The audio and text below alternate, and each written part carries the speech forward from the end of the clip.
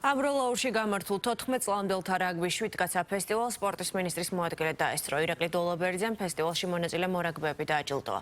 14 წლამდელთა რაგბის 7 კაცა ფესტივალს ტრადიციული სახე აქვს და მესამე წელია ტარდება. წელს გამართულ ფესტივალში დასავლეთ საქართველოს 8 გუნდი მონაწილეობდა.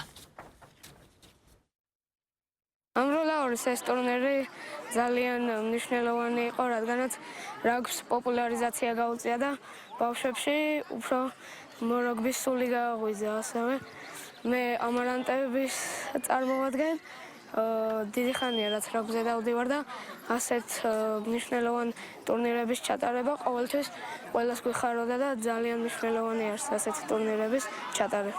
ამ მართლაც ულამაზეს გარემოში ჩატარდა ტრადიციული სარაგბო ფესტივალი, რომელიც 7 კაცა რაგბის 14 წლამდელ სპორტსმენებს აერთიანებდა, 8 გუნდი იღებდა მონაწილეობას. ასეთი ღონისძიებები ხელს უწყობს საქართველოში მასობრივი სპორტის განვითარებას, რომელიც ერთ-ერთი პრიორიტეტია ასევე ჩვენი სპორტის სამინისტროსთვის. მომწონს ეს ტურნირები, იმიტომ რომ ეს ჩვენთვის არის განვითარებისთვის, როცა რაღაც შეგვეშლება თამაშზე, მაგას დავაკვირდებით და შემდეგ თამაში უფრო გავაუმჯობებს. ეს ტურნირი ამბროლაურში ტარდება მესამე წელია ზედიზე, რაც ეს კლუბი შეიქმნა რაჭა-ლეჩხუმი ქვედა სვანეთი. ეს ტურნირი ძალიან მაგარი არის, სლოგანიც ესეთია, გამარჯვება იწყება მეგობრობით, იმიტომ რომ ეს ბავშვები ერთმანეთს იცნობენ, ერთობიან. ამას თითქმის ტურნირი ამას ქვია ფესტივალი, იმიტომ რომ გამარჯვებული ყველა ეს გასვლობა მეგობრობა მოედნის გარეთ გრძელდება.